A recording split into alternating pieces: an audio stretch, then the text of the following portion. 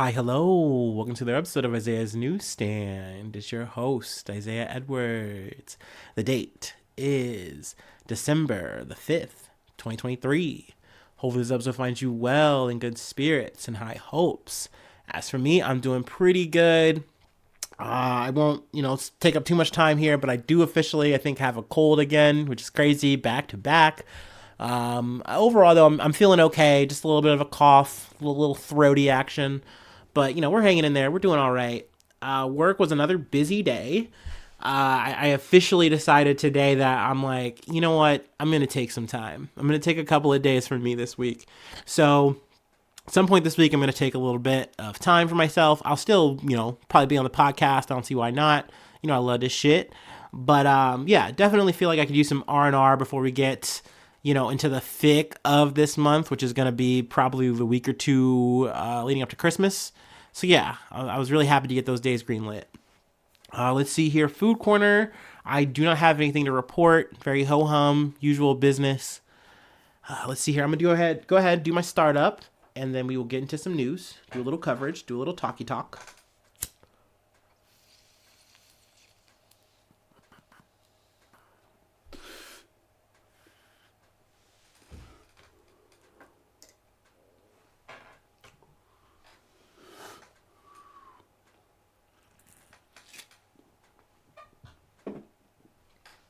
All right. Excuse me. Our first story comes from The Guardian.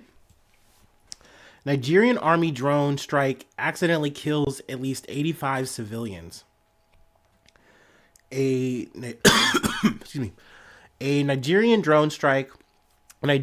army drone strike accidentally killed at least 85 civilians observing a Muslim festival in the northwest on Sunday, the country's armed forces have admitted. Villagers in Tudunbiri in the state of Kaduna had gathered for the Maulud celebration when at about 9 p.m. they heard what sounded like an aeroplane followed by a huge explosion. We couldn't even run, Danjuma Salisu, a survivor, said from his hospital bed, where he was being treated for hand and leg injuries. Now, Nigerian top brass have apologized. I think the president is currently at like COP28, whatever. We might get to that at some point in the near future, but yeah, that's another thing. But essentially saying, hey, we're gonna look into this. We're going to investigate it. But just super horrific. And essentially, they are, the Nigerian army is trying to fight back against terrorism. I believe Boko Haram is the group, and there might be other groups that are doing stuff as well. And there's a big thing that they are trying to combat and fight. But I did want to read another quote from a villager. Idris Dahiru, a villager said, "I was inside the house when the first bomb was dropped. We rushed to the scene to help those affected, and then a second bomb was dropped." Also, not to mention, not just the 85 people, but 60 people were also injured in the event, and they were sent to the hospital. Just an incredible, terrible loss of life, and all for nothing. Essentially, these people died because you guys were trying to fix a problem, which you made worse.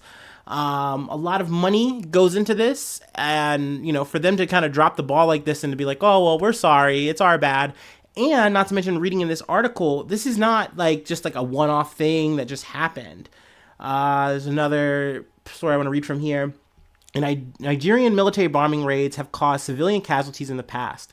At least 20 fishers were killed and several injured in an attack in September of 2021 when the Quitar Daban Masara on Lake Chad in the northeast, when the military mistook them for militants. In January of 2017, at least 112 people were killed when a fighter jet struck a camp housing 40,000 people displaced by jihadist violence in the town of Ran near the border with Cameroon. Those are this kind of numbers that just are unacceptable when you are literally killing your own people and being like, oh, it's our bad. We're so sorry. Oh, it'll never happen again. We promise we're going to look into it. And then oftentimes it doesn't even get looked into. We don't even actually go, hey, you did this. You should suffer some kind of consequence. Nothing. So that's very unfortunate. It's very fucking sad to see. So yeah, I mean, obviously, condolences and thoughts go to the family for sure. Families. God damn. Let's go ahead and move on. It's another night. It's another Guardian joint. From the Guardian. Maduro vote to claim Guyana's territory backfires as Venezuelans stay home. The government of Guyana has breathed a sigh of relief after a referendum intended to rubber stamp Venezuela's claim to about 2/3 of the South American country's territory appeared to have backfired. Nicolas Maduro has hoped to leverage the company's century-long claim to the disputed Essequibo region to mobilize public support, but voting stations across the country were largely quiet on Sunday as most voters shunned the issue. The turnout appeared to be so underwhelming that the Venezuelan government has been widely accused by analysts of falsifying the results. So already here, this kind of bothers me. And I'll say this too. I don't know enough about Venezuela to have like a super deep, strong, robust opinion to give you guys. And I always hate that. You know what I mean? I've talked a little bit about it, I think, when Biden was like, coming hat in hand to negotiate with Venezuela because we had said, hey, we're not fucking with you because you guys are the bad guys. Maduro, he's like a dictator. He's a bad guy. But yet, oh, Russia won't give us some oil. Will you give us some of your oil, please, please, please? So, you know what I mean? It seems like these are the kind of people we work with and we fucking have to. But in this situation, it does seem like a lot of the coverage, which again, The Guardian is, UK related, whatever, but that's Western. It does seem like there's a lot of negative connotations around Maduro. And if he's a dictator, bad man, then okay, totally. I'm with that then. But I don't know. I remember I kind of bought the bullet, with Hugo Chavez and other motherfuckers. And it's like, well, these guys get painted with a very broad, bad brush. And then you see some of the details and some things, and you go, oh, well, maybe I'm wrong about my assessment that I was initially given.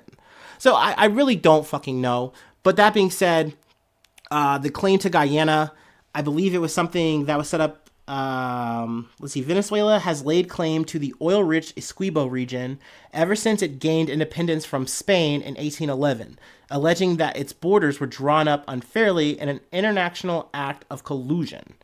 Which, I'm willing to buy that. That sounds something that, governing hegemonic powers would be like, yeah, this will work out the way we want it to, and not give a fuck about where it actually should go, the land, the territory.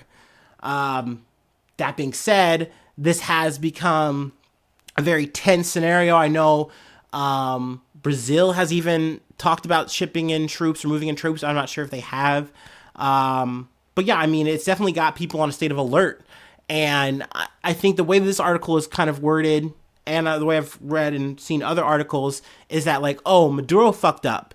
Because he's been even getting on TikTok, which is a classic move. I got to reach the youth. And, laying out this like bulleted plan about how this is going to be so good for us. And then essentially people didn't come out for it. And now it looks like, oh, well, you fixed the numbers. You rigged the numbers for this shit. Which is like, I don't know. I mean, are they going to be able to prove that? Probably not. They're probably not even going to get the ability to prove that. And it also sets up a potentially bad standard for, future elections. Because if he's just going to rig them, then that's bad news bears. But, yeah, like I said, I really don't want to get super deep into this situation, this thing, because I feel like I don't know enough to give you guys, and the proper real coverage. But I'm doing what I can. I'm at least trying to talk about it. I'm trying to put it up on the board for you. So, this is the thing that's happening.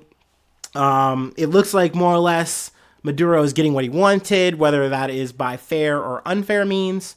But we'll see if there is any blowback, if there's going to be any kind of conflict from this. I don't fucking know, to be completely 100 with you. So yeah, on that note, we will leave it and go on to the next beat. From the Associated Press, man featured in hit podcast S-Town shot and killed by police during standoff, authorities say.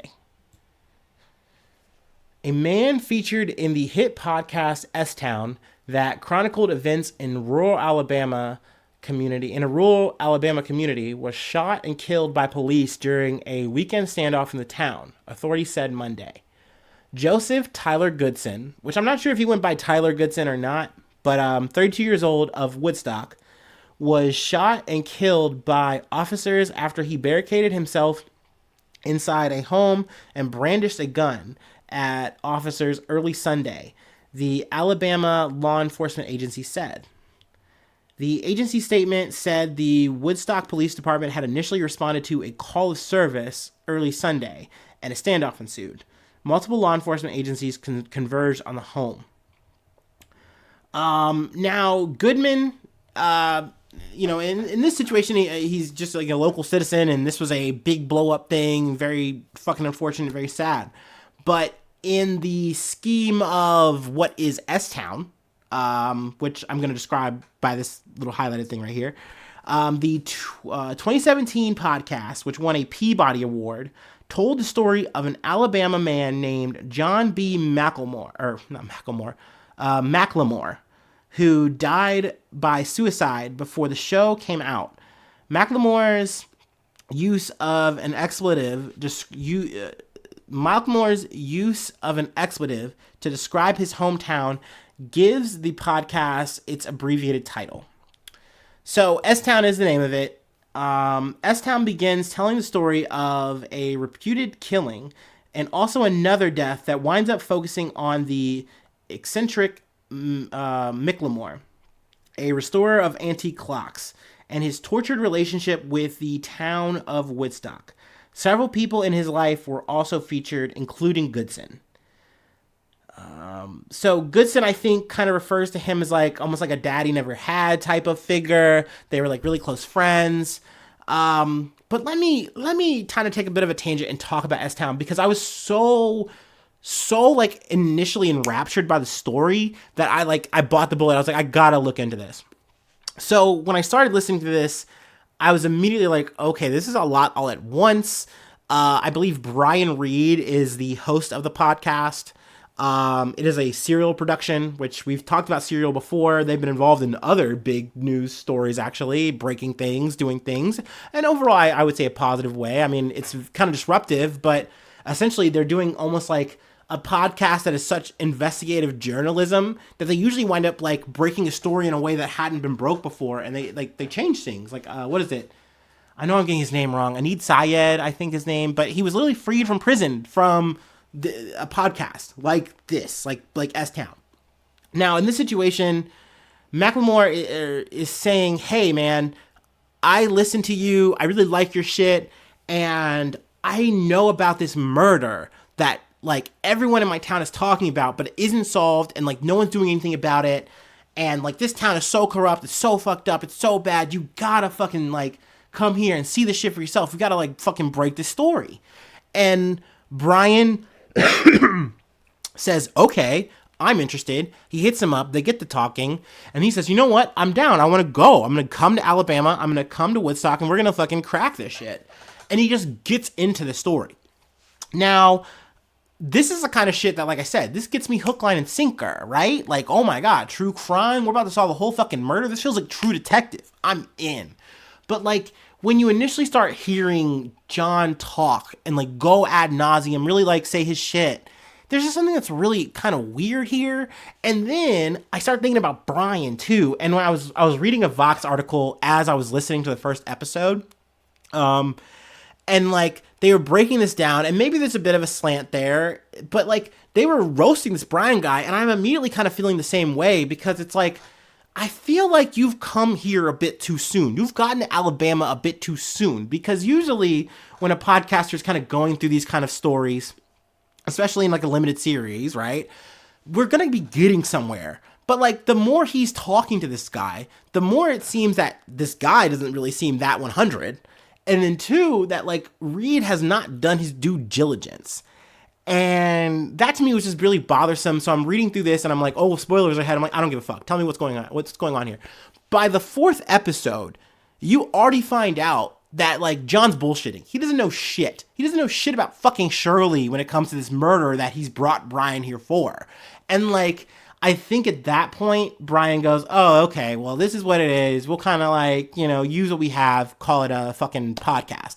Which is kind of one of my beefs about limited series, is they give you a hook, and then you never actually get the conclusion that they are telling you they're trying to find and get.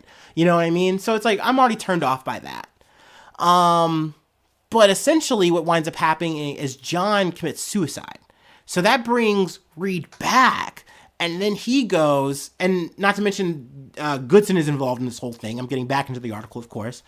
And there's more to it too. Apparently, if I'm not mistaken, I think Goodson even like robbed Macklemore's grave for like rings or some shit that he thought he had on his grave. Like, what the fuck? That's weird. That's odd. So, I mean, all of these characters are definitely fucking characters. And I mean, if you want to get into the series for that, then sure.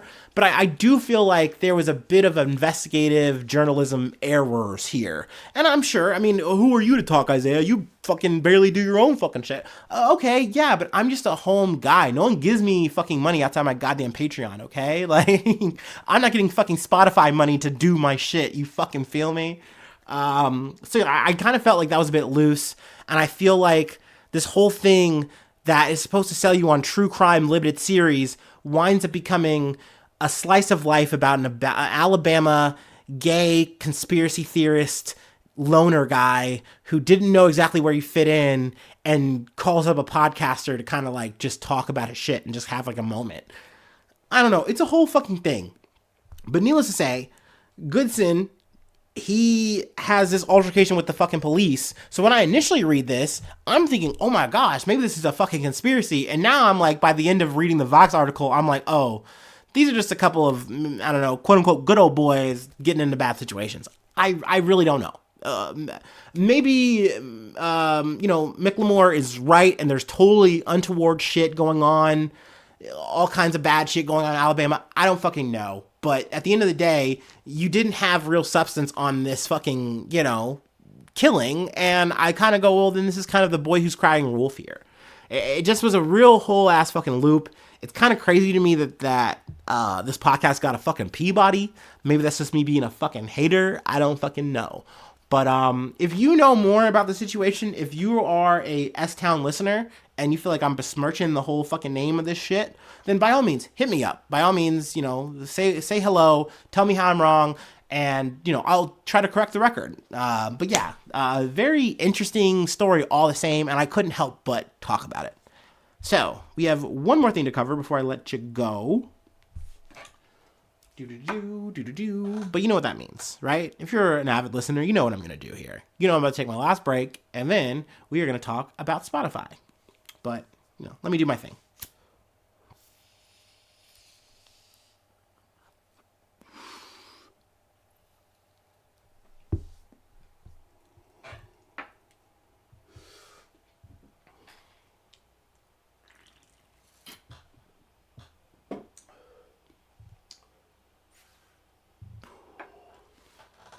Oh, yeah.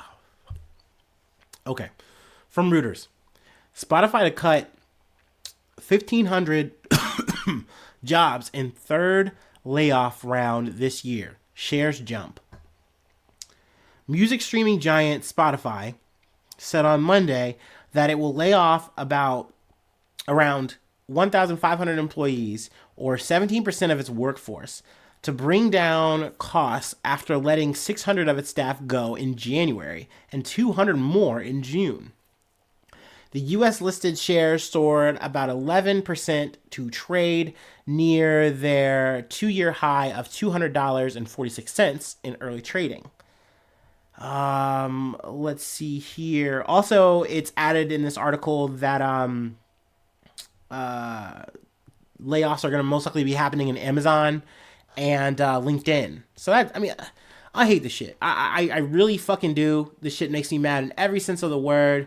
In the words, I don't fucking know. But in a letter to employees, Spotify CEO Daniel Ek said the company hired more in 2020 and 2021 due to the lower cost of capital. And while its output has increased, much of it was linked to having more resources.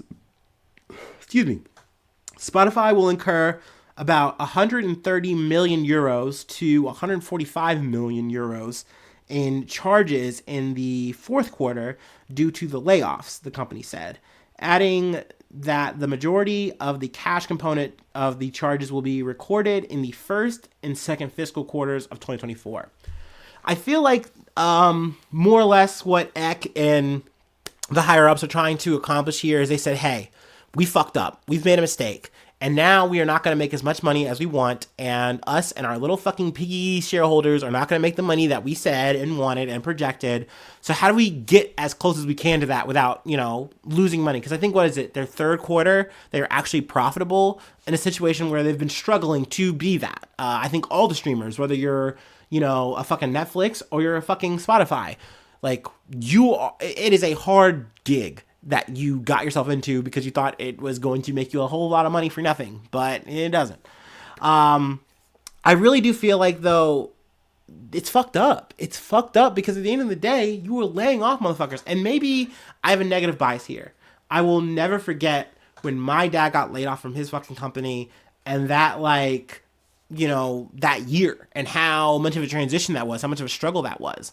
And as I got older and I look at these companies and how they move and how they operate, a lot of times they're doing this so that they can just, once again, consolidate their losses so that they can make just a better bit of a profit margin, once again, for their little picky shareholders to make their fucking money. And the CEO can justify his fucking big ass fucking paycheck.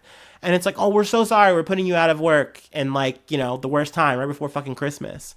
I know someone also mentioned too, it's like, isn't that so fucking cute that the Spotify Wrap drops and then right after that, then they do these layoffs? And it's like, yeah, that's kind of icky. I don't fucking like that shit. And I get it. No one's perfect. Companies make bad decisions and directions, and sometimes there's a price there. But if that's the case, then I want to see, if the only head I want to fucking see roll is a goddamn CEO. The motherfuckers at the top of the pop. Get those motherfuckers first. I don't know, man. It just makes me really fucking sad. It makes me really fucking frustrated. But that is what it is. You're working in the tech sector. I guess it is a very volatile business, but it's volatile because these people, once again, eat with their goddamn eyes, and then their stomach can't fucking handle the fucking trauma, and they go, oh, we gotta fucking make sacrifices. I'm so sorry. Fake tears, fake tears, fake tears. So yeah, man, it's bummer news, but, it is what it is. Sometimes I gotta bring it to you that way. But that's the episode. That's where I'll leave it. Let's see here. Patreon.com says Isaiah News. If you'd like to support the effort financially, there's a way to do that. Become a newsie today. I shout you out at the top of the month. I plug a project if you'd like. 3 ways to hit me up. IsaiahNews1@gmail.com. Feel free to find me or the podcast on all the socials. And then hopefully you're subscribed to the YouTube. Leave a thumbs up. Leave a comment. On whatever app listening thing you're on, feel free to leave a review. All the stars are welcome. But yeah, hopefully I see you soon for some more good news. I love ya. Bye-bye. Mwah.